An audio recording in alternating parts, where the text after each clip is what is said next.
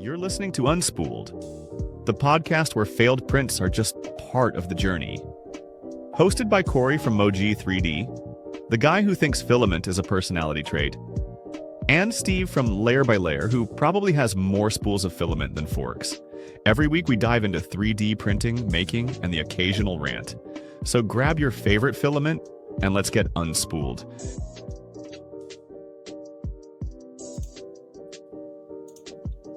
Hey. How's everybody going? How you doing, Steve? Hey, what's going on, Moji? How you been?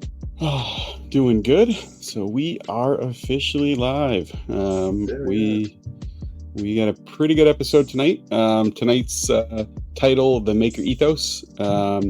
This kind of goes along with our guest tonight. So the Maker Ethos why people make things. Why do we do what we do? Is it self-reliance? Is it creativity?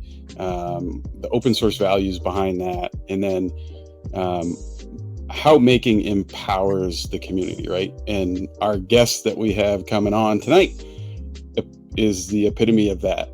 He is, for the last, how long? It seems like it's been forever now, but a couple of years at least that this has been on the scene and came out of nowhere, and it's huge in the open source community. So should we bring him in, Steve? What do you think? You got some other intro to? No. Let's get him in here. Bring him on in. So welcome, Mr. Nomad. Well, hello. How are you? I am doing wonderful this fine Tuesday. How are you guys doing? We're doing very good. So welcome to Unspooled. Yeah, welcome to our second guest. Right here, second guest. Pleasure to be here. Yeah, we appreciate you coming on. Yeah, for sure. If you I don't know if you heard what we were saying earlier, the title of this episode is The Maker Ethos.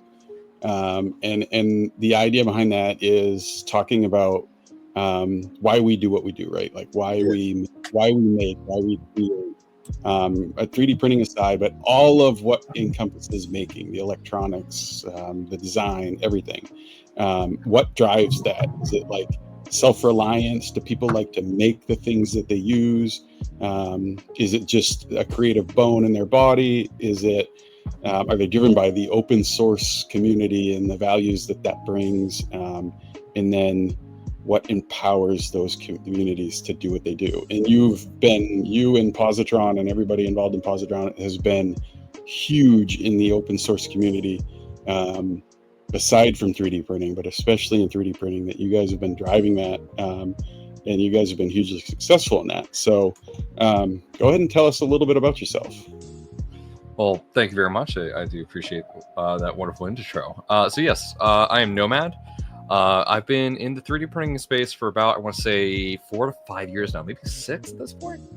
I started out with very humble beginnings, simple Ender 3, and just built a collection from there, at one point having like 10 machines, and then scaling that back to the modest collection I have behind me, including the Positrons that I own. Yeah. But it's Positron specific, I got involved in Positron a couple years ago, shortly after Kraylin came out with the Positron design, and I volunteered to help him with it. And as that quickly grew, he had to step away due to his obligations in real life and his career, and he passed the torch to me. And ever since then, I've been running like a madman out of the woods with this fire in my hands, not knowing where to put it, but at the same time just having fun with it. Very similar to the Batman scene where Adam West is just like, sometimes you don't know where to put a bomb. Yeah. And luckily, with a lot of work that you've done, you guys have partnered with some amazing people, amazing companies that have helped put that fire somewhere. And that thing seems to have been taken off, because everywhere you go, you hear people talking about Positron or having a Positron. You can't go to an event now that has anything to do with 3D printing and not see a Positron there. It's definitely been a very interesting turn of events, because we designed the positron as a machine that could fit in a filament box as a challenge to ourselves on creativity. So one of my favorite examples of this is Banjo and Kazooie.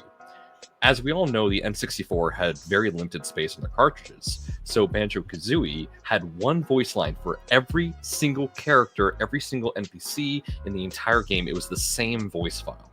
But what they would do to make it sound unique is they would pitch it up, pitch it down, slow it up, or speed it up, slow it down to make unique voices for everybody. Through this constriction of requirements, they were able to become extremely creative, and that's why we decided to fit it in a film box. It's because we wanted that creative restriction to see where we could go with things elsewhere. And as a result of making what we thought was the best printer for us living in a dormitory, we also created one of the best machines to bring to shows, because you can just toss it in your luggage and it's a carry-on. TSA hasn't really stopped anybody with it. Yeah. And it works great in its current configuration, and we're really excited with all the upgrades that we're going to be bringing to it in the near future. So during the conceptualization of the positron, what made you guys flip it upside down? So that is one of the favorite things I love telling people about at shows. The number one question we get at shows, and every time someone asks it at this point, it's like a meme, and I just start laughing. Yeah. And it is, of course, why upside down? Yeah. The reason is actually a lot simpler than what people may initially believe. So a lot of people think that we chose to do it upside down, and that is in fact false. Being upside down is a symptom of the goal, which was to fit inside a filament box. Essentially, if we tried to print in a traditional manner from a top-down orientation, all your motors and all your kinematics are at the top of the machine. And you'd have to figure out some way to unfold that from a filament box and keep it square with itself in a traditional Core XY or Cartesian-style machine. Yeah. But we figured out there was a machine, the upside down, inside out kinematics. A machine predates the positron using those kinematics somewhere. I don't remember the name of the person who posted it to YouTube, but it is like UDIO kinematics.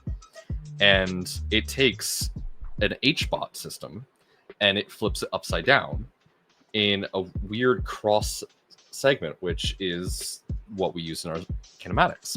Because rather than just being a normal HBot, we fold the kinematics in on themselves, so it changes plane and allows for this whole kinematic system to be in the base of the printer, allowing you to unfold it, only have to deal with the Z-axis, and it just works. So as you said, it was a symptom of the challenge that you guys put forth, and it just seemed to work. It is wild, because right now, the 3.2 does not have a sophisticated auto bed leveling. It has a very rudimentary one that works in certain situations, and this is because we designed the positron before touch probes were really a thing. There wasn't really strain gauges being used in 3D printers, and there wasn't really nozzle tap that was really used. At the time, the only nozzle tap that worked was literally running a wire to your hot end and then another wire to your bed, and that circuit being connected. The conductive, yeah. I remember that. Yeah, that was the only touch probe that worked. Everything else was either the clicky probe, the inductive, or clicky. Yeah, and we just weren't happy with any of it. We did IR probe. It worked really well in closed testing. The one thing we failed to do in our closed testing was move it. We didn't move it to like Windows or whatnot, which changes the IR emittance in the ambient room, which changes your bed leveling.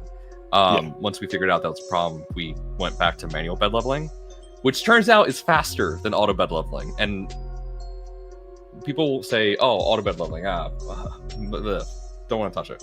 But I've flown with this thing across the Atlantic multiple times, and I've only leveled it once before I left. I got to Sanjay Mortimer, unfolded the machine, didn't have to do any leveling. It was already leveled, and I just ran it. So we were able to create a machine with LDO that is rigid enough to ensure that it stays level with itself for an extended period of time. And it's only 3-point leveling, so it's really quick, even if you have to re-level it. So it's nice and stable. What made you guys choose LDO to partner with? Well, LDO actually reached out to us initially. When we came out with the Positron version 3, LDO was one of the few companies that reached out, and they are the only one that actually got to the finish line. So we had a good number of companies that wanted to help us make a kit, and we were so honored to work with all of them.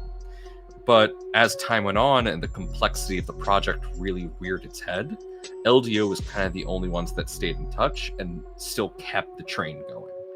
And I will say this to hell and high water: if it wasn't for LDO, the Positron 3.2 wouldn't have really been a thing, because at the time that LDO really stepped in, it was just me and one of our team members, Sample Name.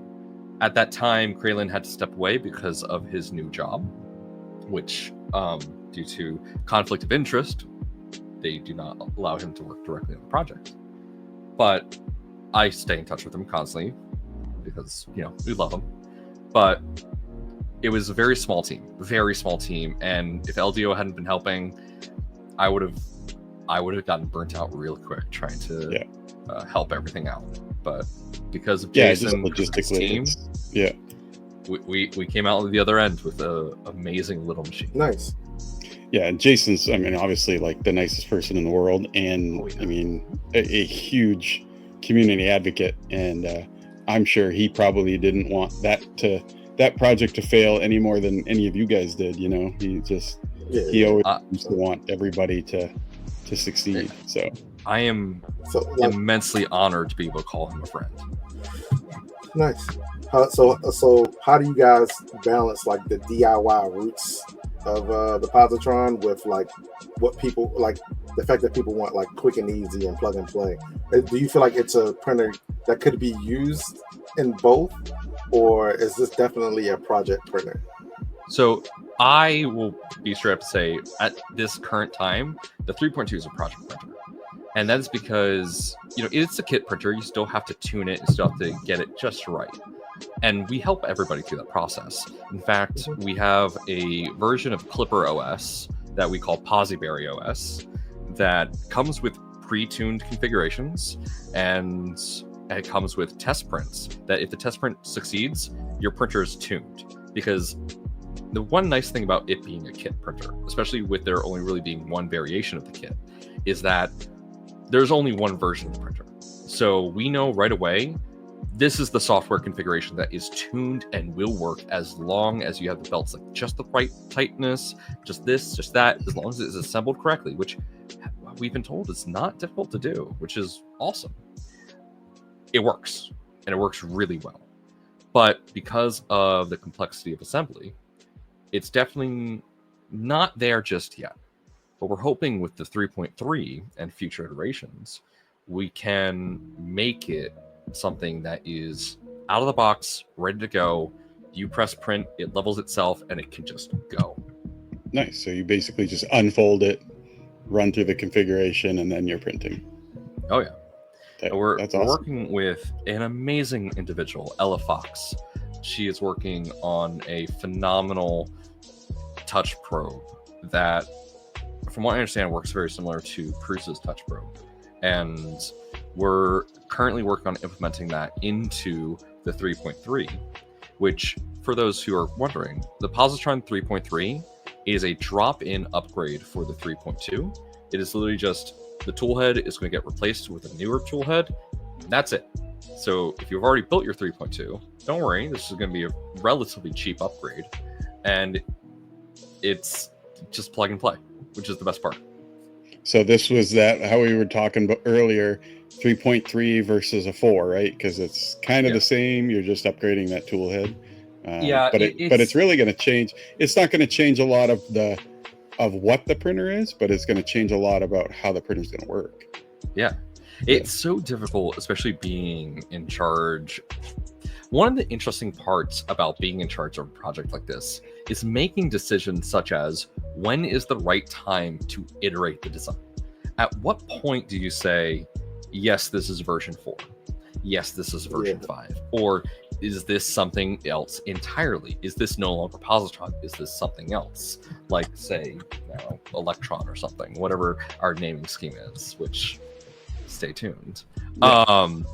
So it is always interesting to go through those gymnastics of at which point do we say this is no longer the version 3.2, this is version 4, 5, etc.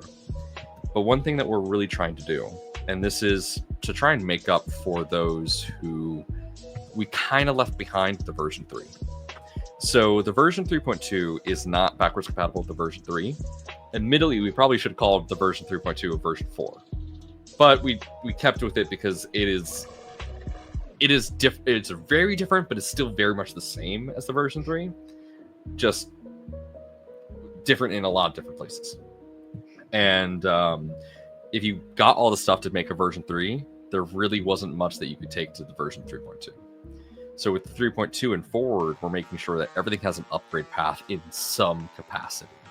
So we're really taking a Prusa approach to making sure that if you buy 3.2, you're not going to get locked out of some way of using the version 4 or newer. So we want to make sure that there's some way to get to that. Yeah, and that kind of stays within the spirit of, how involved you guys have been with the community. You guys are the community. You guys are you weren't outside the community, created a product, and then came into it. You guys were us that just came up with a really awesome idea and built something really cool. So it's nice that you're keeping that part of it. You're allowing that upgrade path, which is what like you've said, Prusa has always done a very good job with that. The first, I think, as far as I know, other than a kit and a GitHub and a open source project, really the only printer manufacturer that's gone from a bed slinger to a Core XY. I don't think anybody else has done it, right? You could turn an Ender 3 into a Core XY with various open source kits, but I don't think anyone, at least on a commercial product with official support from a large corporation, has done anything like the Mark IV to Core 1. That is certainly a standout thing. I'm not sure anybody could pull it off or would be openly that crazy, because really, when it was first announced, it was insane, and it was kind of I think there was a lot of question of whether it was going to actually work, and let's be real, it does. $500 to turn a Mark IVs into a fully enclosed XY machine? Like, what? Yes, that's pretty economical. That's why I kind of wish I had kept my but so anyway. Real quick. So Nomad, quick question.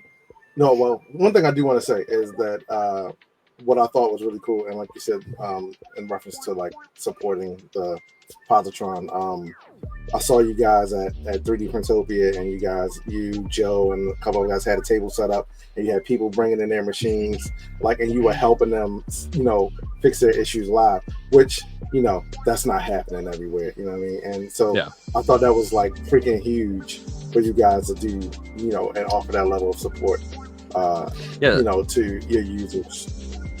What's really unique about the Positron is the fact that it is so easily portable. It alone, in the Pelican-like case that we sell it with, is able to be brought on to, as far as I'm aware, every major airline as a carry-on item.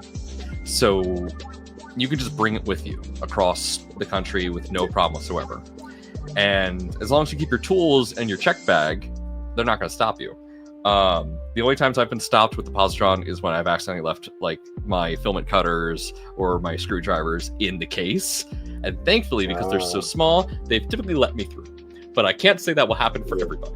But dude, I could imagine TSA what is this? What is this in the box? So that happened with one of our alpha units. So when me and my dad flew out to San J. Mortimer, I handed him the 3.2, and I held on to the version 3 because I'm like, before we even get in the line, I'm like, watch, they're gonna stop me, because the version 3 used way more wires and used we used defroster wires for the back of a car as the bed heating element. Oh yeah. And so it was very sketchy looking. And I got stopped, and they were like, "What is this thing?" And I'm like, "It's a 3D printer." And they were like, "All right." Somebody called a supervisor. It is not a bomb, I swear. Thankfully the 3.2 is very clearly a 3D printer through the X-ray machine. I lost my train of thought here.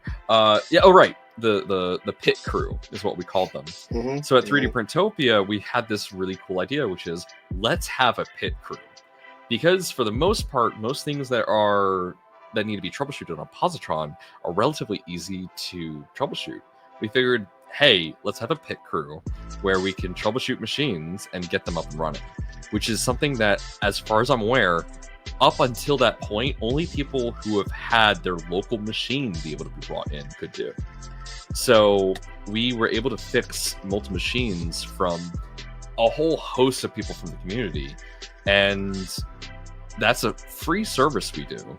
And if someone's like in the local area, I try and offer that service as well, and I tell them it's free. If you want to pay for whatever you think, here's my Venmo. Donate whatever you want to the project. That's the coolest thing about the 3D print community is when it's pure, everyone comes together to help each other out, and you're just not going to find that everywhere. So yeah, that's pretty awesome. Now, I will say the pit crew is sadly something that we experimented with, and we've decided not to fully continue.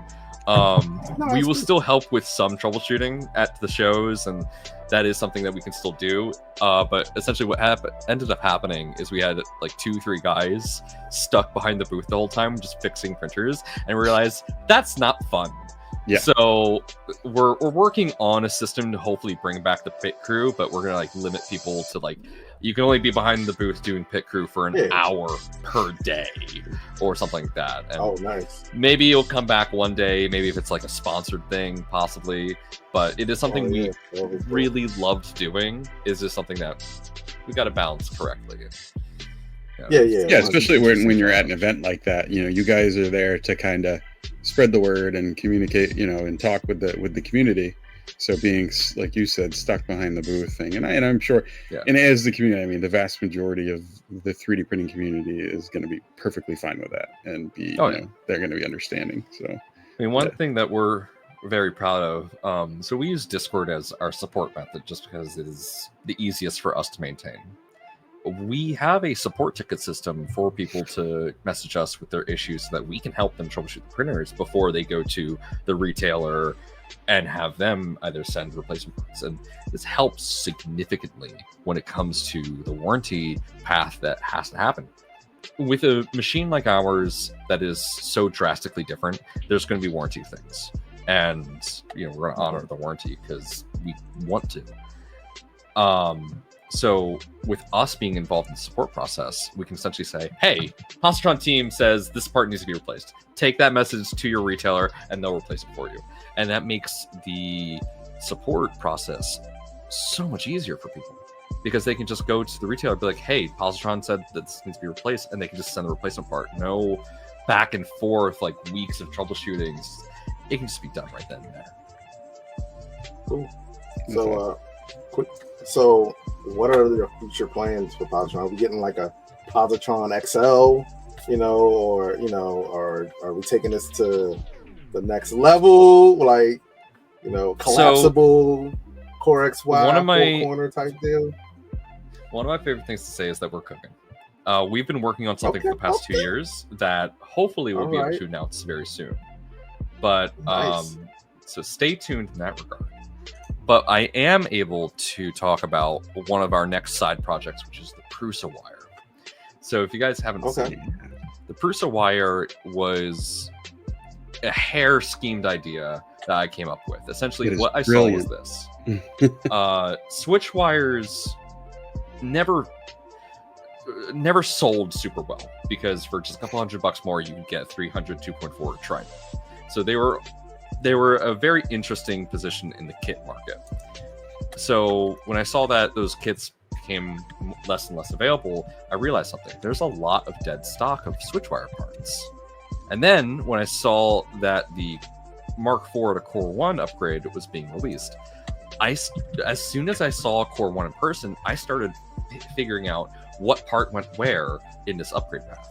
And I started identifying, oh, that's there. And then I realized what's left over is the entirety of the printer frame and the Y-axis. So your Y rods are left over, your frame's left over, the extrusions are left over, the front and back plate. You have an entire printer frame. So I came up with the idea, if all of these, switchwire parts still floating around, all these electronics, take the electronics of a switchwire and put it with a Prusa frame, you have essentially a switchwire. Yeah. And you have it at a price that is way cheaper than a full kit would be, especially if you've gone through the upgrade path. So yeah, and I mean, like we had briefly talked about, like I had gotten rid of my MK3S Pluses, and I was going to switch a couple of those over to a bare frame. I never did. I have 2 bare frames sitting in a box in a closet that I could do this with, and I've been thinking about a way to what do I do with those? So it's a brilliant idea. Originally, we weren't even going to support the bare frame. Originally, it was just going to be, we use the MK4 frame and we just roll with it. Like we make no modifications at all. But we started working with Ella Fox, who is working on the Amplify board, and they fell in love with the idea, and they had a bare frame MK3 themselves. So they took the torch on this as I became quite busy with my current job. And they've been working hard. The one that we shared yesterday actually on social media is actually her printer. And it is beautiful. She's using a bare frame, and she's also working on making sure that it's compatible with MK3 frames and MK4 frames. Some drilling will need to be required to make some mounting points, but I'm sure that in the end we're going to have something that is just amazing. And I have to give a massive shout out to indirectly my boss Joseph for giving us permission to use Prusa in the name. That was awesome. Yeah, the Prusa wire, that's really cool. I think a lot of people are going to be really excited about it. I know I am. It's a pretty machine. It's simple. Yeah. It's simple, but very nice looking. If you got the parts around. Nice thing about the switch wire is that honestly, its assembly is almost as simple as a Mark IV, if not a little bit more complicated. At least that's what I felt when I built my switch wire. And for people that are it is really meant for, and of course this is a niche of a niche. Hello Positron, that's what we are. It is definitely meant for people who have never really built a printer on their own before, but is getting that first taste through the MK4 to Core 1 process. And if they like it, congratulations, you have a Core 1, you have a printer that can print ABS ASA, and now you can print parts for Vorons or Prusa wire if you so wish. So it is really that next step in getting people more involved in the hobby of the 3D printer itself. That's cool. So here's my question. Will that Prusa wire be under the Positron brand, or how are you guys going to do this? And if that is the case, are you guys branching out beyond the Positron and the Prusa wire to some other kinds of machines, or some other hybrids? The short answer is yes. I never wanted... Right. So the Positron 3D, we get our name from our first machine, the Positron. But we're never going to restrict ourselves to just that one machine that fits inside a filament box. There's going to be larger machines. There's going to be smaller machines, maybe. There's going to be machines that don't print upside down. To the chagrin of some, I was told that if my April Fool's reveal of the Prusa wire wasn't going to be upside down, that some people would be upset. It's like, as much as I love that, not everything can be upside down. As much as I would love. Did you see our banner for the show tonight? I loved it. I loved it. I messaged Moji later. I was like, turn this way down. It was amazing. A couple of people asked me, they were like, well, why are you guys upside down? I'm like, the Positron. And they're like, oh, okay. Dude, it hurt my head to look at, though. I was like, wait, what's happening?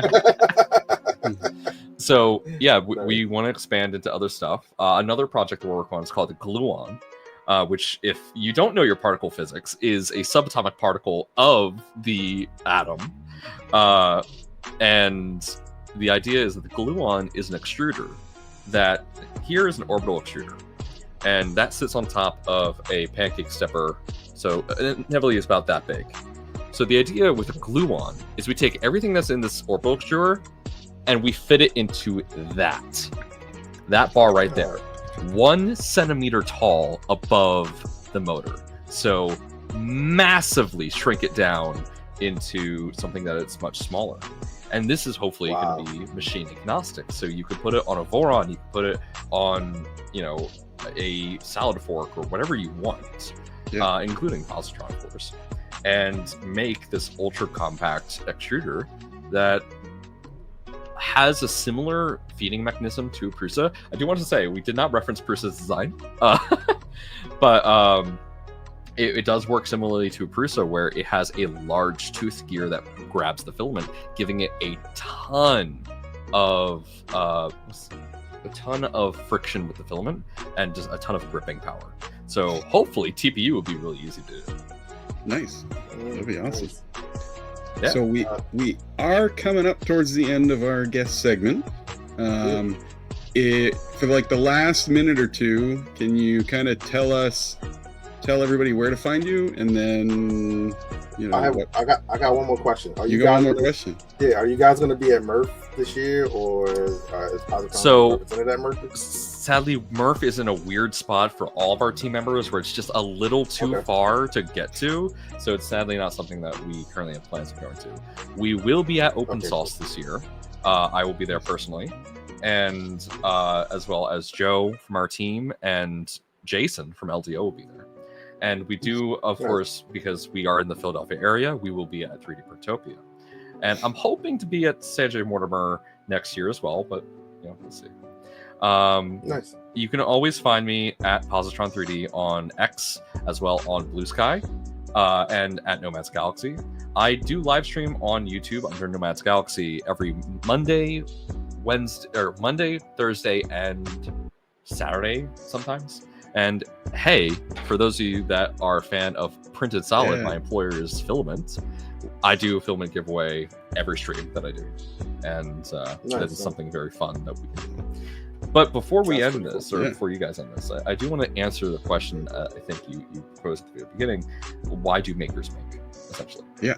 And the reason that I do it is for the fun of the creative process in and of itself.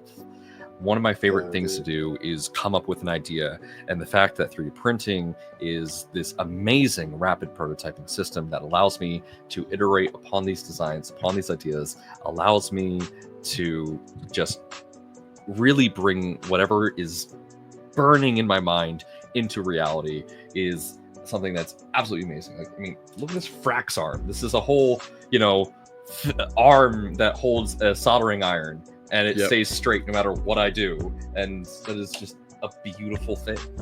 And the other reason I do what I do, especially the reason I volunteered originally for Positron, is because I love helping people. I was in IT for 10 years, and I loved doing the IT job because I loved helping people with whatever problem they had. And to be able to not only help people, but also to inspire people to be creative and to pursue these passions and ideas, no matter how insane they might be. Because let's be real, printing upside down has been a meme up until just a couple years ago, until we kicked the door down and said, you know what? Here it is, and it works. And don't print on planes. Please don't print on planes, for the love of God. Don't print on planes. Please tell me that's like a sticker or something. It is not a sticker, but it is on our shirts. It is, yeah. I saw it on the shirt. Yeah, it's a bumper sticker of "Don't print on planes." Yep. Only 3D printing people would get. We had 2 people attempt, and for several reasons, did not succeed. One did not have enough power. The other forgot filament. And I'm just goodness. please never attempt this again. The air marshal would not like the smell of burning plastic on their airlines. Oh, God. Yeah, I remember hearing about that, and I was like, "Oh no, that's not good." Yeah, definitely not good. Let's get a GoFundMe going for like a private plane, and then do the printing there just to do it. You know what I mean? So this has been a hair schemed idea that we've been saying. We need to get a bunch of people together. We need to rent like a 747, and we need to have the Mile High Rep Festival. There you go. That's perfect. Oh my God, dude. That's perfect. That's what we need to do. West Coast. Yeah. No. We have to go from Seattle all the way down to Florida, and then we have a whole Rep Festival in that time. Yeah, well, because of Sanjay Mortimer, though, you got to go over to England. There we go. Then Yeah. you go back. Yeah, it can be like a 24-hour thing. Yeah. Let's do it. Well, we really appreciate you joining us. This was man. awesome. We were super excited to have you on. Love what you're doing. Love the Prusa wire. That is awesome. I'm definitely going to build one of those, and we're super excited to what you're going to do next. What the team is going to do. Yeah. And anytime you guys got any news or anything, just nudge us. We're here to support the community, absolutely. the same way you guys are. And, we want to make this thing grow and hopefully can help out, wherever we can. So we appreciate you coming on, man. Really do. Well, thank you very much. And as I say to all my viewers whenever I'm signing off, everyone stay awesome and make sure to volunteer for causes you believe in. That's perfect. Nice. Have a good night, Nomad. See you. Have a good night. Oh, you got him. I got him. All. Sorry, Nomad. All right. So that was awesome. Nomad. That was awesome. Positron's awesome. I'm super excited about the Prusa wire because I have done an Ender wire, and I did have the Core XZ Creality. So I like that, and I'm definitely gonna be making one of those. So that's cool. Nice. So what's next? Okay. Full disclosure, me and this guy are best friends. Nah, I don't know, we're best friends. I'll say we're best friends. I picked him up from the airport. If that makes us best friends, then yeah. This guy just came out with something revolutionary. I saw it on like ABC News this morning. It was crazy. It wasn't on ABC News. I'm making that part up. But if ABC News 3D printed, they would have definitely been talking about it. We have coming to the stage, Polymaker Pete. Polymaker Pete. Hey, how's it going? With the perfect print. Hey, nice to meet y'all. Oh yeah, you look hot. Yeah. This is much heavier than I remember when I picked it up. That is a lot of plastic on the top of this thing. There's a lot of plastic on there. And that would be what, the Wexter model, right? Oh yeah.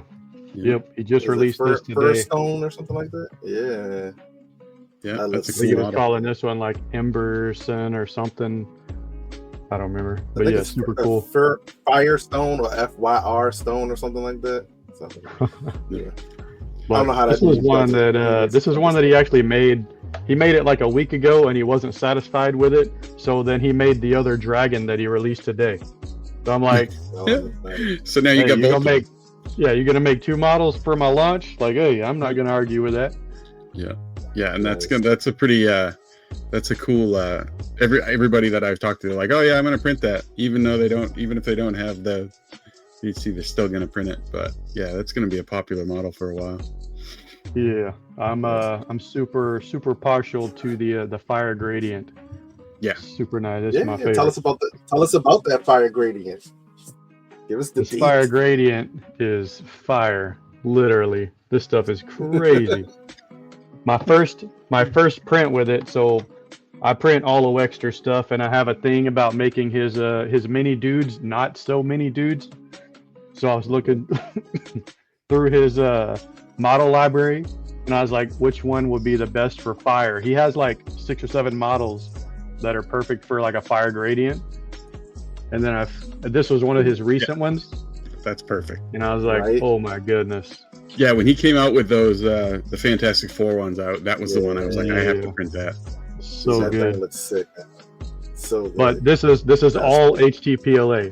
This is the HT-PLA red, the HT-PLA fire gradient, and then the power tool HT-PLA GF. Oh, yeah. Power tool red. I was wondering which one that was. Okay, yeah. Okay, that's sick.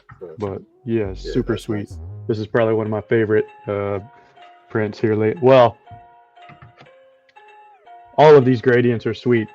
Steve has one of the gradients. He actually has this gradient, the tropical. The tropical. This one is sweet. I like I'm partial to the ice. The ice.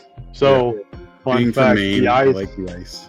The ice right now is the best-selling gradient as of today. Which Nice. is this one. I thought it was going to be the fire one because I thought it was going to be fire too, man. That's just my own bias, I guess. But yeah, the ice one is very popular right now. Yeah, when me and Corey were talking about it, I was like, I want fire, bro. Yeah, you can't go wrong with blue and white though, man. It's just a cool looking color. That fire looks good though, man. Like the blue and white. Trying to, yeah. You're gonna have fire and ice camps. Like it's gonna be like a fight. Yeah, like the Pokemon thing. Whenever the Pokemon Go went out, which team are you on? Yeah, it's gonna be like, I'm fire. No, I'm ice. That needs to happen right now. We need to establish which one it is. Yeah. Who has the best fire print? Who has the best ice print? And then put them head to head. Everybody in chat, if type fire or type ice, whatever one you like best. Yeah. I'm curious to see. We got the ice. Or we got the fire. Yeah. Oh man, ice is winning. Wait. I'm gonna add. Oh my god. Ice. Oh no. Ice. Oh no, ice is. Both. We got a both in there. Strothgar is both. Oh, we got a Price in there too. we got a Frostfire, a Price. Nice. Dude, y'all know how hard it is to keep this stuff a secret for 6 months. Oh my gosh. I've had these prints. In my room for like a month now, and I've had to move them off camera every time I join our Discord or something. I would have forgot, and I would have been like, oh crap. Well, I have a few times, and then I turn my camera off, and then I remove it, and then I turn the camera back on, and nobody ever says anything. So I'm like, maybe I'm clear. Yeah. You're like, oh no, that's blah blah blah blah blah filament. Just me. Even with test printing it, is like I'm sitting here and like I'm talking to Corey, and I'm just like, he's like, they should come out with something like this, and I'm like, yeah, they should. Yeah, that would be cool. Yeah, man. Yeah. I'm like, that's cool. Yeah, for sure. He didn't break the NDA. I didn't break the NDA. The embargo was kept intact. Yeah, at least I actually from this side. printed my very first dragon because of this. That's the rainbow. That was cool. But yeah, first dragon.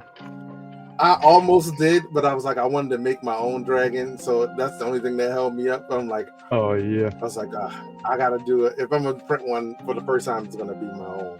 But yeah, the filament is nice. It's freaking you can print it at 300 millimeters per second. It the heat, like the ability, like how much heat this filament can take is just crazy. I threw that dragon on the dash of my car and just left it there in the heat, and nothing happened to it. Yeah, I mean, to have PLA that you can put in an oven at 150 degrees Celsius and just have it like twitch to form, like that's nuts. I mean, it's something we've been kind of waiting for forever. Something that a PLA that's easy to print but yet has high temp resistance. Yeah, for sure. Well, that's one of. So I've been answering questions on YouTube and Reddit and Facebook all day today, and then one of the most common things for the naysayers are, why do I need this if I can just print with PETG or ASA or something? I'm like, well, number one, some people just want very easy to print filament that you can have high heat or resistant or stability. You don't necessarily want to have to train yourself on PETG or ASA. There's so many reasons though. Like one, it's generally less expensive PLA. Yeah, true. Two, there's usually more colors. Not less expensive than ABS. No, but if it becomes popular, it probably would. Oh yeah. And then two, there's typically more colors. You know. Yeah. Oh yeah, for sure. And no matter what anybody says, I mean, I've been printing ABS and ASA for over a decade. Well, ABS, but. And I'm good at printing ABS and ASA, but it is, I don't care what anybody says, it's not as easy to print. It just isn't. Yeah. And you can print it on any printer. Yeah. So I'm pumped. I think it's great. I'm partial. I want to try the glass filled. Yeah. I know there's been the question because we had the Co-PE launch. Well, that was before I was hired on, but that didn't go well because the Co-PE doesn't stick to PLA. So I was doing a lot of multicolor, multi-material testing between our HT-PLA. I actually printed this like in December last year. But yeah, I did a lot of trial and error and testing with this stuff to make sure that we didn't have that issue. Yeah, because I know that was somebody messaged me, I don't know, a couple hours before stream, and they were like, does it stick to normal PLA? And I'm like, I don't know. Well, we can ask tonight. I knew that was going to be I actually printed, I test printed, I did the HT-PLA, and then I did Polyterra, and then I did HT-PLA GF, and then I did Polylite PLA. I had like 5 PLAs stacked on top of each other like stairs, and I was bending it like a deck of cards just to make sure that none of them came apart. I did a lot of testing with this stuff to make sure that we weren't going to have any problems. Good. So when we're done with the stream, I'll open up that the DM and be like, yes, it does. It sticks together. Yeah, I knew that was. I like the second I saw that, I was like, oh, that's going to be a question. Oh, absolutely. Yeah. Anything new from Polymaker is going to get that question. Does it stick to the other version of whatever it is? Yeah. But yeah, like I said, it prints. It's good. It supports. That was one of the things that like I messaged Pete about like immediately. Like, hey, I was like, dude, what'd you do? I was like, what'd you do? Like, why are the supports just popping off of this stuff? Like, yeah, that was the first thing you said to me.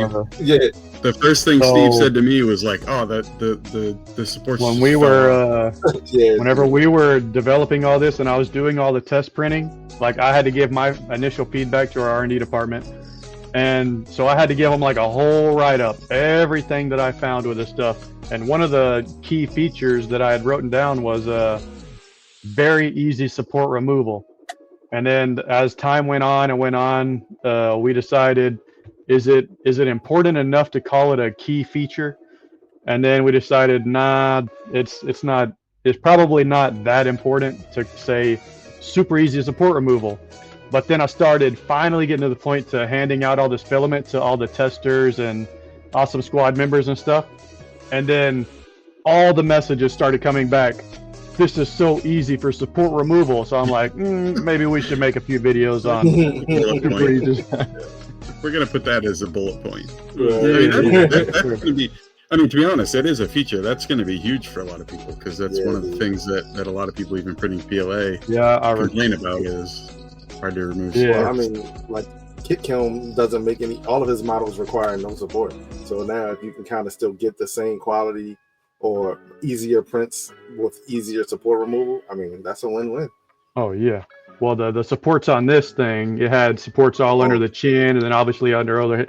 Well, I actually recorded myself taking the supports off of this because of that, so that I could give the video to our content creator.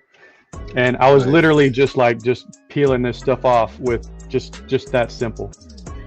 Because you gotta print one of those. You gotta print one of those tiny little hands and then come in from the side of the video. Oh yeah. It off. Then, on the Instagram. Or the little tapping hands, when they're pointing at stuff. That would be funny. Yeah. Well, that's good to know though. But I mean, in the colors you guys picked. Now I did hear some stuff. There's no purple. I got that from Black Label and Everlasting Media. No purple. But the blue's coming, and the blue is awesome. Blue is the only one of the standard HT-PLA that I didn't get to launch with. because I was having some color inconsistencies with it. Here's the blue actually. So that's the blue that you'll get to have. But I'm not sure if you can see it on the camera, but if you notice on the very top, it's a little bit different shading than the rest of the trophy. So you can actually see it a little bit better on this side. But we had to make some decisions, and rather than potentially getting this out to people and then everyone having this in their hands, and then rather than them potentially having streaks, we decided to scrap it. And we have a load of blue HT-PLA that's not going out. You can put it under the line of unintentional gradient. Yeah, kind of. Well, the thing is, a lot of it is still good, but we didn't want to chance it. So I told them, like, we'll just wait on batch number 2 to show up and then push that out. To better safe than sorry. I don't want anybody to be unsatisfied with this launch. So yeah, makes sense. Nice. I mean, all the other color. I mean, everything. I mean, there's so many good colors. I like I'm ice, and then I'm tropical. I like the one you got. The tropical is cool, man. Yeah, I like it. This right here is all just, this is all tropical, and I just timed it so that you get like a different color in the background, as opposed to the so like everything here, the chain and this all tropical, man. So I haven't seen anybody show a print in white. Is the white? It looks white, not like it's not like your muted white, not like that. It seems white. No, it's super white. It's like white. Yeah. It's super white. It looks like that from the image, but I haven't seen anybody post a picture printed. For anyone asking about the TD values on this stuff, it is super opaque. Think of it kind of like a Polyterra filament. It's similar to Polyterra. It seems almost matte, but yet like a very minimal shine. It's like a satin finish. Yeah. But that's another feature that we wound up not saying is a feature, is you can print it at like 210 and get like a more matte finish, or you can print it at 220 and get in the satin finish, or you can print it at 230 and it's got a much higher gloss finish to it. You don't have to change speed settings or anything, just temperature only, and you can get a different finish. Cool. That's nice to know. Yeah, because a lot of people do have preference versus like super matte or kind of in between or gloss. Me personally, I like the satin to matte type of thing versus a gloss for most stuff. But Steve, that's really cool. His popsicle. Popsicle. Yeah, the popsicle. That's It's a hidey thing, right? Like a hideaway thing. Yeah, it's a little. So if you ever go to Steve's house, all his money's in one of those in the freezer. That's right. So get a popsicle. Get a popsicle. Cool. So I think Pete has a little surprise for everyone. To set that up real quick. For one someone, everyone will be surprised that someone won. I see Tim Talon in the comments saying he bought a blue on Amazon. No, you didn't. But I also seen you last night trying to spoil it, because we spoiled it last night. So whoever was on Facebook last night. So apparently the CST is also in China Standard Time. So the guy setting up the ads tried to set up the time for like 10 a.m. CST, but it was actually 10 p.m. CST China time. So the ads were running for like a very short amount of time on Facebook last night. And then, some people were taking screenshots and posting them on Twitter. Tim Talon. But we're on to you. I seen that. I had to ignore it. And just woo-saw. It's not spoiled. My launch isn't spoiled. Because there were a few screenshots on Twitter last night. Yeah, I made a post this morning like at 8 o'clock, and the first comment underneath of it was like, wasn't that already leaked? I'm like, come on guys, who cares? even if it was, it's still fun. Yeah, it's still fun. But I mean, yeah, I think today's launch what's a went pretty major good. launch without a leak? Yeah, it was good, man. Yeah, it's kind of clean. All I've been hearing from people is that they want it, so that's a positive. That's always a For a reason. positive, right? Yeah. Hopefully you guys got a lot of orders on it today, because I mean, with everything being in stock too is great. Other than the blue, but.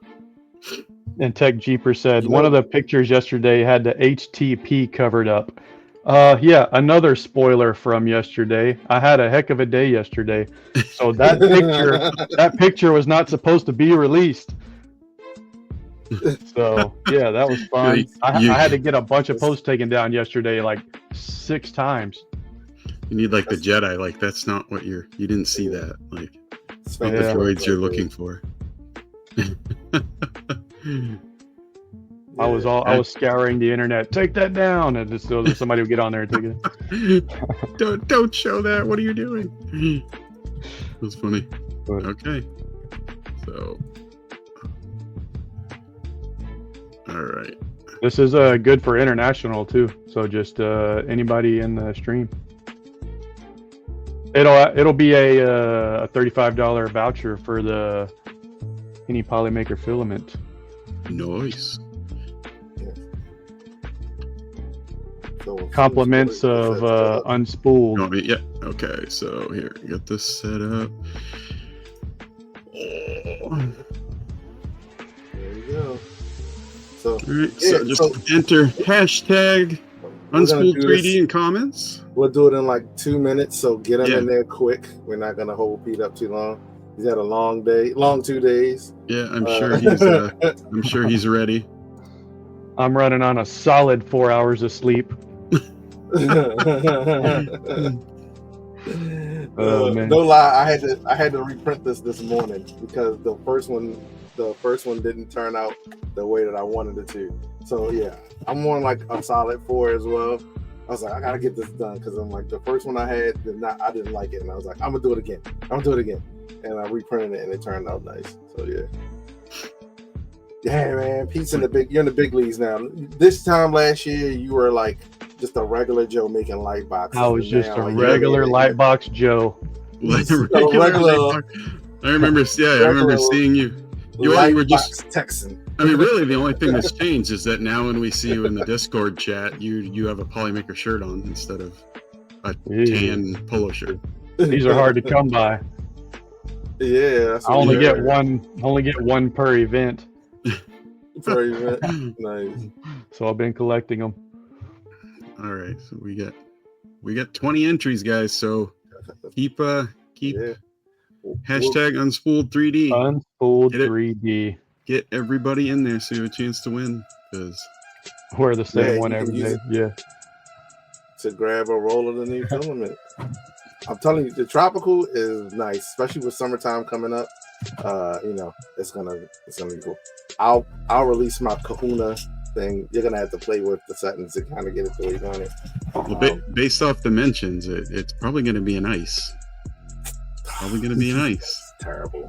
Probably gonna be an ice. The Spooligans are ice fans, man. The Spooligans are ice fans, unfortunately. Here's actually the. Oh, is that the gray? The Power Tool Teal. Oh yeah. Better. This is one of the unreleased ones.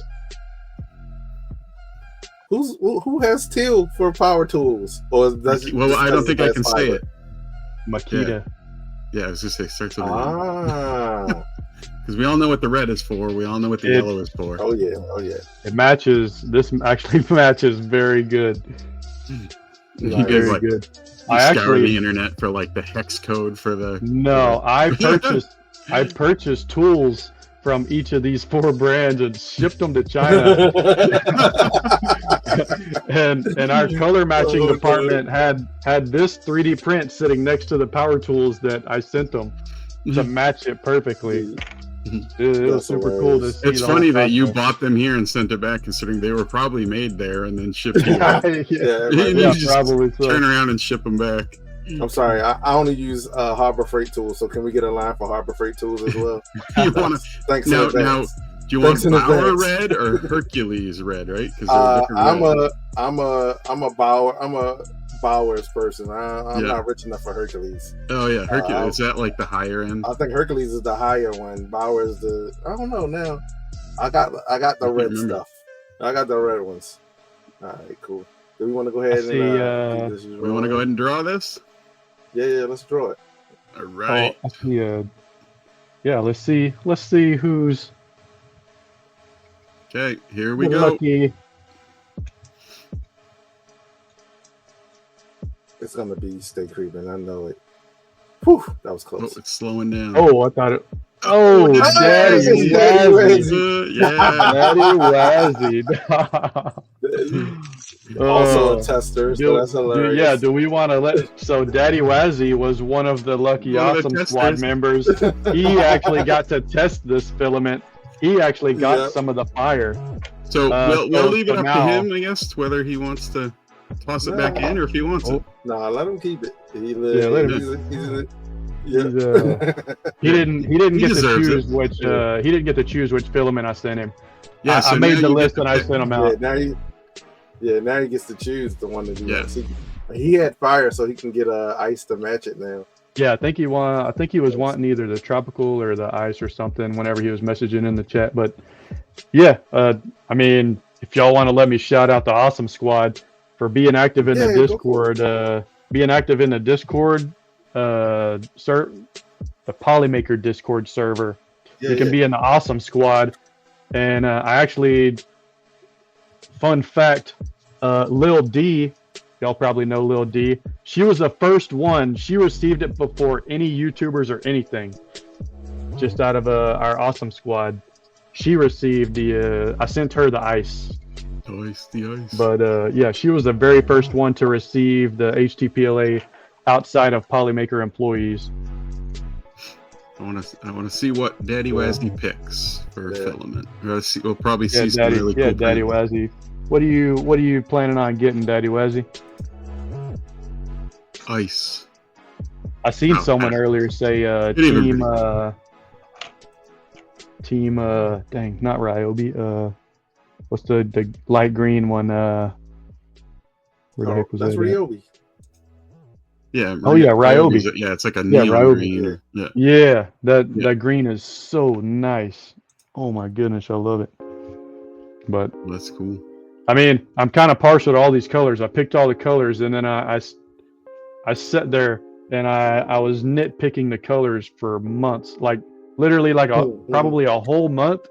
The color matching team was coming back to me. Do you like these? And I was like, that one's good. That one's good. Brighten this one. That one. Holding it up to the screen. Yeah, it's pretty good. It's pretty spot on. Pretty good. The yellow matches pretty good. The one thing that I did run into is the power tool companies. They don't have very consistent colors. So really, yeah. I mean, I even have like DeWalt's that don't the hue is a little different, a little off. Yeah, I actually had electricians here because I just got that H2D, and the day before I got the H2D, I had electricians in here putting up a couple more breakers, and they had Milwaukee tools, and I had this sitting around, so I put their Milwaukee tools next to my print, and some of their tools matched, some of them didn't, and I'm like, oh no, this ain't gonna be. But I mean, it's a Milwaukee thing. Well, it's Milwaukee DeWalt. Ryobi, it seems like Ryobi has pretty good consistency on their colors. Yeah, that green is. I think I have some of those somewhere, but they just fly back to like 1988 and then grab someone's like jacket and brings it back to the present, and then like we'll match it up. This is lime green. Are my eyes bleeding yet? Yes, they are. Okay, perfect.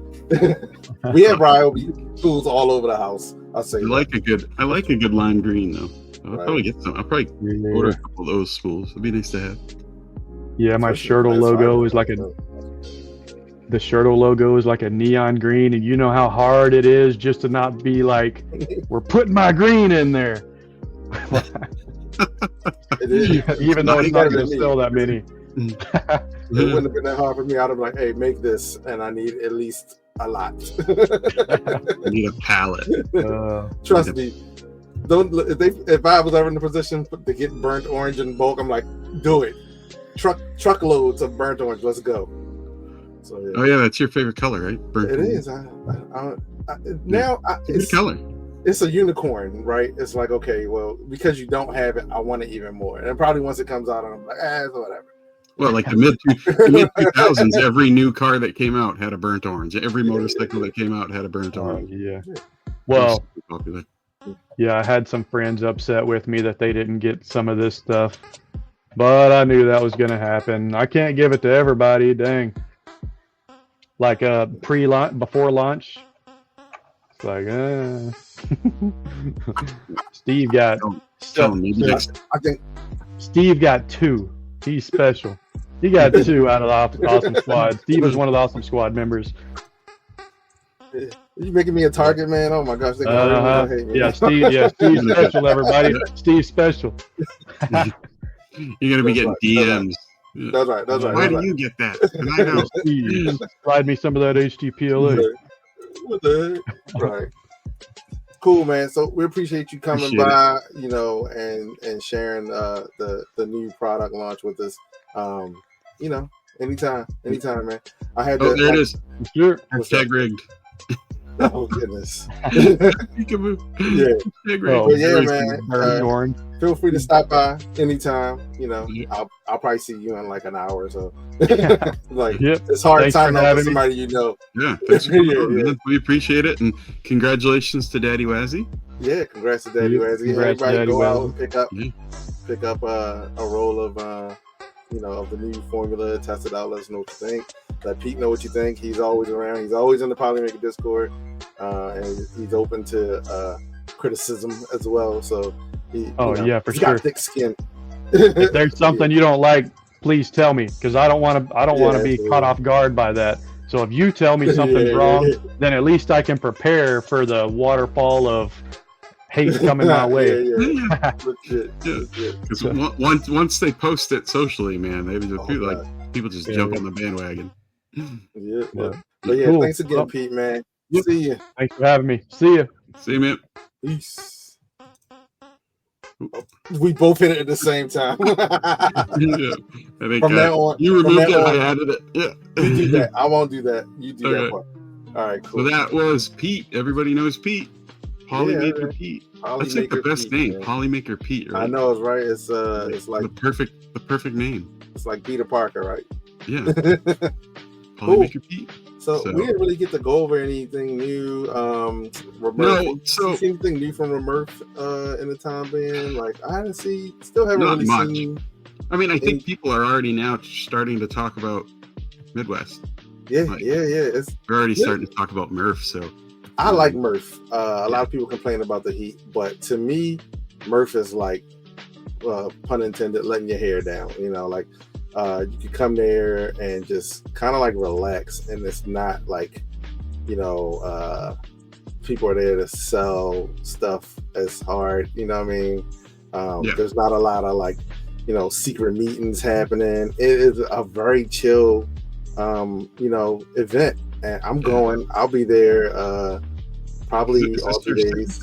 This will be my second time. Yeah. My dad. I haven't been before, but I've always heard the same thing. Like it's very relaxed and chill. Excuse me. It's a good time, man. It's like legit. Like once you get over like the heat, it is genuine. I'll say that's what I'll say. Like Murph is genuine. It's like like people are real. There, and they just come there to kind of like. See people that they've talked to online, or and hang out and go to Chili's. That's the thing. I didn't get invited to Chili's. I also didn't get a bracelet from someone's daughter that everyone else got a bracelet. I didn't get one, but that's cool. She knows who she is. Must be a streamer. It's Polymaker Joel's daughter. I don't want to say her name. I didn't get a bracelet, but that's cool. Hopefully I'll get one this year. I don't know. I don't even know if I want it. I don't even know if I want it. So I won't be at Murph, but I will be at 3D Printopia, but fortunately I won't be able to make it to Murph. So Steve will represent Unspooled at Murph for us. Yeah. And hopefully, I'm gonna try to get a table, just to kind of like share some stuff and just to set up, for the first time, whatever. But yeah, it should be fun. I think we have a potential Murph person that we want to try to reach out to see if we can get someone from Murph to come on and talk a bit. But they can be a little elusive. So yeah, and I'm sure they're busy too. Yeah, and they're probably busy as well. But hopefully we can get someone from Murph on. If anybody knows, has the connect, hook us up. Feel free to reach out to us. Some questions. But yeah, so we still got some time. One thing I want to talk about, I saw this article. It is on XDA, and it says researchers discover that every 3D printer leaves a unique fingerprint on prints. Right? It says, and they can be tracked back pretty accurately. I'm like, I didn't get a chance to read the article. I don't know if anyone else read it, but it says the summary: the 3D prints have unique fingerprints that allow identification of individual machines, even those of the same model. That's the first part. University of Illinois researchers led by Bill King created an AI system that can identify machine prints at 98% accuracy. And so basically, if say they could tell by a print if it was printed on a P1S versus guess so, dude. Versus MK4. That's what I'm guessing is that. But like I feel like there is an upper limit because you can swap your nozzles and you're done. Like now. Yeah, you could swap your whole tool head.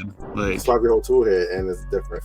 But I guess it's just more so from a point of view of just being able to identify, what printers print. No, I'm guessing they would have had to have trained it on. This is a print from this machine over and over and over and over. Huh. Yeah, it's interesting. Cool. I mean, they're doing a lot of cool things with 3D printing, so none of that surprises me. Yeah.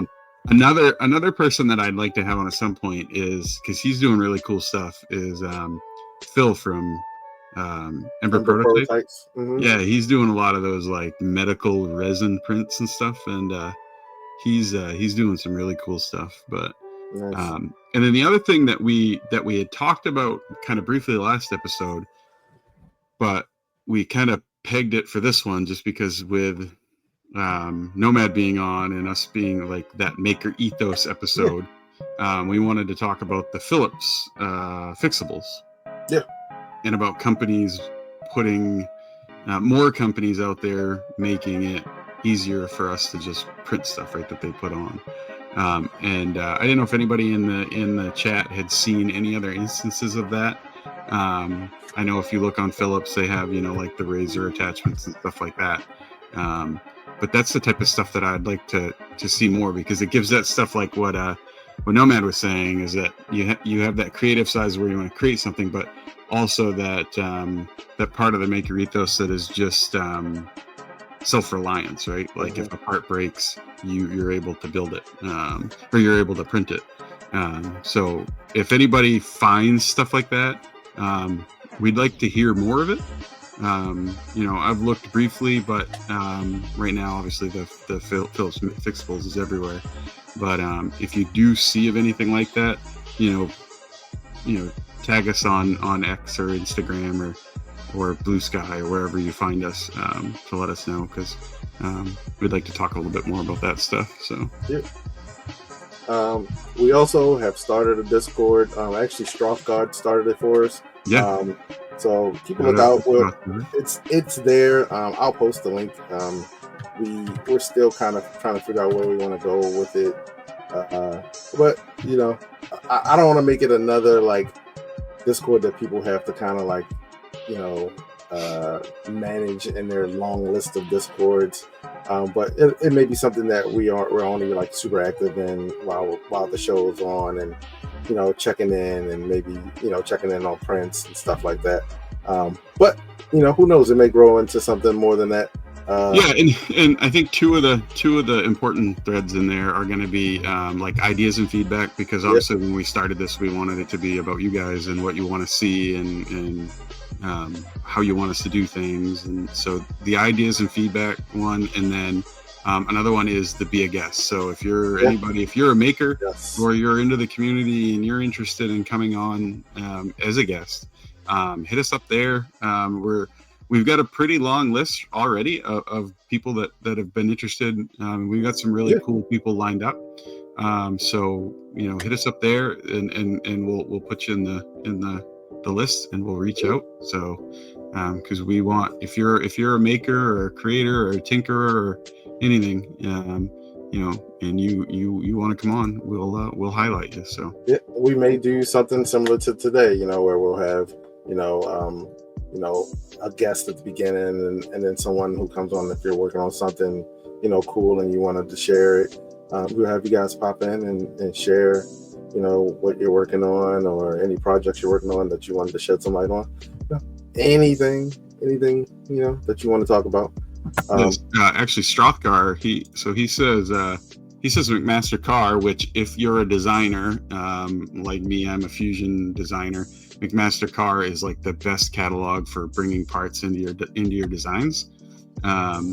So McMaster Car has CAD drawings of parts. So specifically, and I know they have more of like the mechanical stuff, but it'd be interesting to look through that to see if it's kind of like this fixable stuff where it's just normal replaceable parts that might get lost or wear and tear, that type of thing. Because the stuff I'm aware of with the McMaster Car is more of like the parts that you're using to create an assembly or a printer or a mechanical thing or something. So, but have to look at that. Yeah. Yep. So let's see. Oh, not that one. Not having another. No, one question, because we did talk about the the Maker Ethos. Is there any feedback? Because we were kind of like knee deep in listening to Nomad. But what's you guys feeling about the being a maker? I mean, because you all are makers.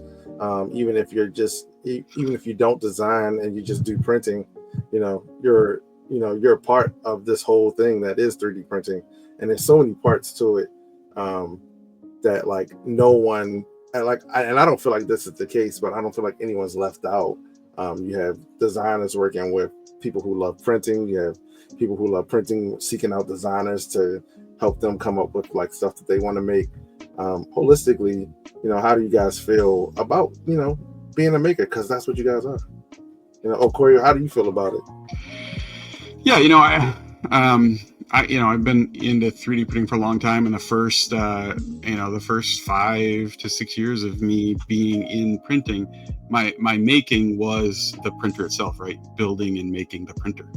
The parts were kind of just, if you could build a printer and then get a good part, then great. But it was more about just getting to the part where you could now start to extrude plastic accurately. And as that kind of evolved and printers got better, and I became, you could just print a part off Thingiverse and have a part. For me, I started to do that a lot. And I got to the point where I was like, oh, well, I enjoyed it, but it got a little monotonous for me. And I got more to the thing where I was like, because I would find a part and it would just be close, but not quite right, And so I started in like editing existing models that someone had created, but edit to fit what I wanted it to. And then that kind of morphed into, learning Fusion 360, learning CAD, learning sculpting, learning all that so that I could just create them from scratch. But I mean, in 3D printing, everybody covers like every facet of making, right? Like you have sculptors like Wexter who does these amazing models and that everybody prints, and then you have other people working on like Nomad and a team of people creating new printers to print those models, and then you have everything in between, like simple thing like people, or well, Just G, right? We had Just G on last week, and during the stream he joked about always wanting to do the Green Lantern lamp.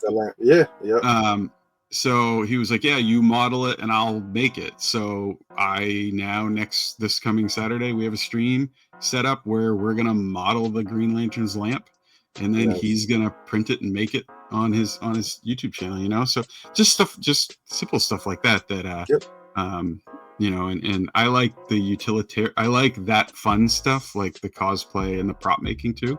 And then I also like the utilitarian side of, like, you know, a bushing in the hinge of my refrigerator breaks. And dude. You can model it and print it if you can't find it. That's the thing, is like change, like it when you first get into it, you're not think. I feel like people when they first get into it, they're like, oh, I can make this and I can make that, and they make like funsy stuff, and that's cool. And then you start your thought process starts to change, and when something breaks, you're like, oh yeah, I don't have to like go and buy this from Amazon. I can either A, make it myself, or B, hop onto things and do a search across all the sites and find a model that works for what I need it for. And then all of a sudden it becomes, that's what you go to first, is that, oh, I can just make this. It's cool. And like, oh, you start seeing things and you're like, oh, I can just make that. I need a piece of that. Like, cool. I'll just make one, and I'm good to go. And so I think that's a big part of like making that shift. And like, we're adding more and more people to the community every day. More people are getting into 3D printing. It's getting easier. You have, like the Bamboos make it easy. And like, not even just them now. It's like all the printers are kind of becoming very easy to use. And then slicers are getting easier.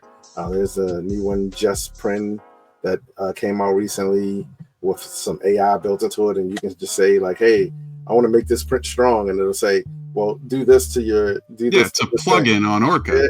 Dude, they made their own like whole slicer now, so it's Orca based. Dude. So I mean, it's gonna get.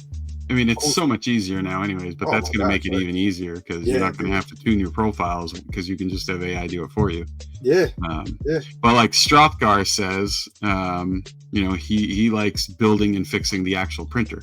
And I have voiced that a number of times on X and on, in social, is that like, I like building and getting the printers working almost as much as I do what the printer can do, right? That the printer can print apart.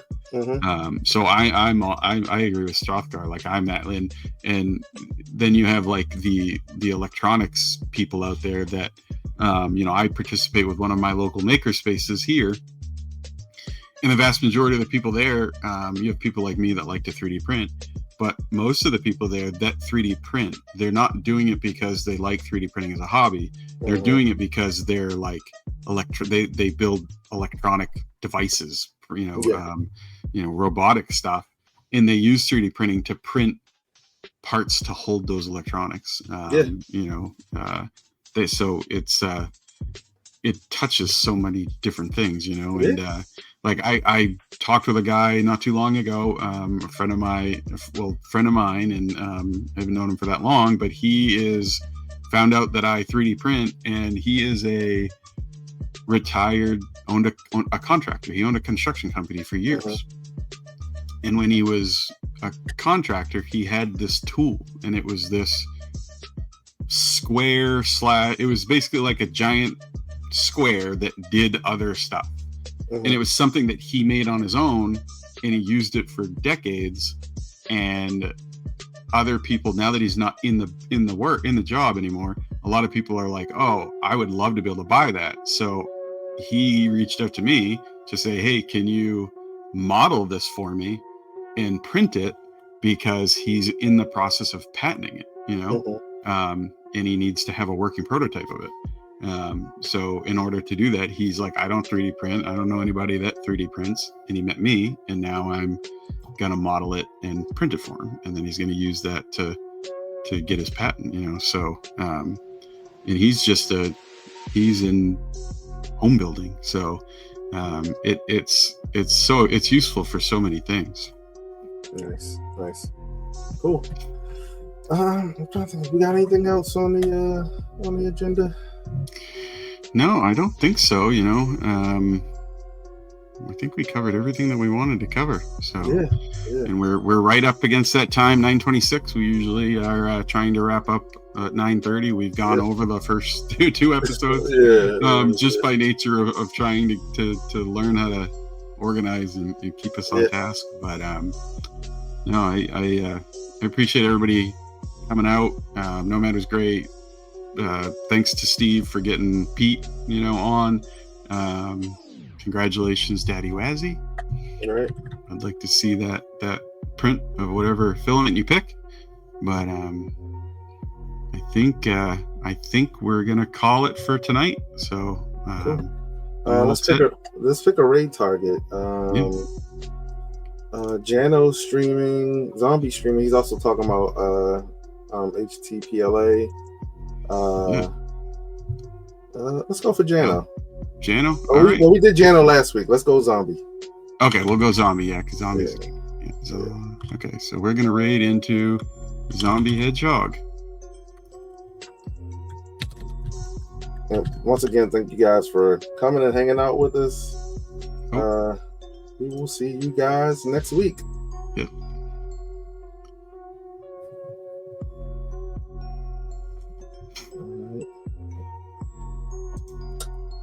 Sign us out, Corey. You got the Yep. the cool All right, the cool see you guys.